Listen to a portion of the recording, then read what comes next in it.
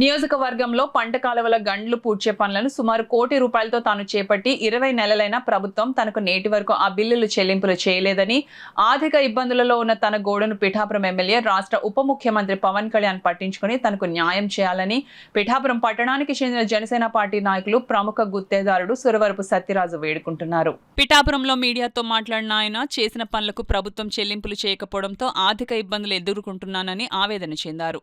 15 రోజుల్లో నీకు బిల్లు ఇచ్చేస్తారని చెప్పి ఏఈ డిఈ నా దగ్గర ఉండి మట్టి బదులు గ్రావెల్ తోలించుకొని అర్జెంటుగా 15 రోజుల్లో నా చేత వర్క్ చేయించుకున్నారు. వీళ్ళు చేయించుకోవడంలో నేను బాధపడతా లేదు, ఎందుకంటే నేను సాటి రైతునే, దాని దోరు జనసేన కార్యకర్తనే.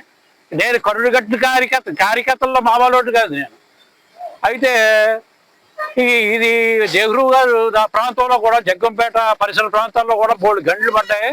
కలెక్టర్ గారి దగ్గర కూర్చుని గారు ఇద్దరు కూర్చుని వాళ్ళ కార్యకర్తలకి మొత్తం బిల్లులు చేయించేసుకున్నారు.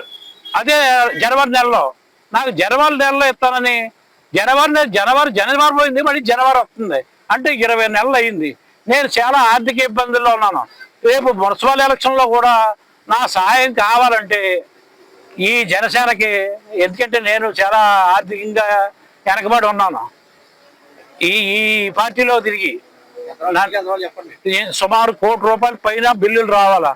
ఆ పవన్ కళ్యాణ్ గారు నా ఎంత దయించి నిమ్మల నారాయణ గారు చెప్పి అందరికీ ఇప్పించున్నారు బిల్లులు. నాకు ఇప్పించవలసిందిగా కోరి ప్రార్థిస్తున్నాను, మిక్కిలి ప్రార్థిస్తున్నాను. నా అందు దయించి నాకు బిల్లు వచ్చి ఏర్పాటు చేయవలసిందిగా పవన్ కళ్యాణ్ గారిని కోరి ప్రార్థిస్తున్నాను. ఈ పైమైన కమిటీ వల్ల అయితే అవ్వదు. బిల్లుల మీద పిమ్మట మర్రెడ్డి గారికి చెప్పాను. మర్రెడ్డి గారిని ఆయన 70% అవగాహన చేసుకున్నాడు పాపం. ఏంటి ఇక్కడ ఎవరికి ఏం చేయాలని అంటే ధనవంతులే అయ్యారు, కానీ ఈ చిన్నకాటలాగే ఎడుతున్నాను నేను.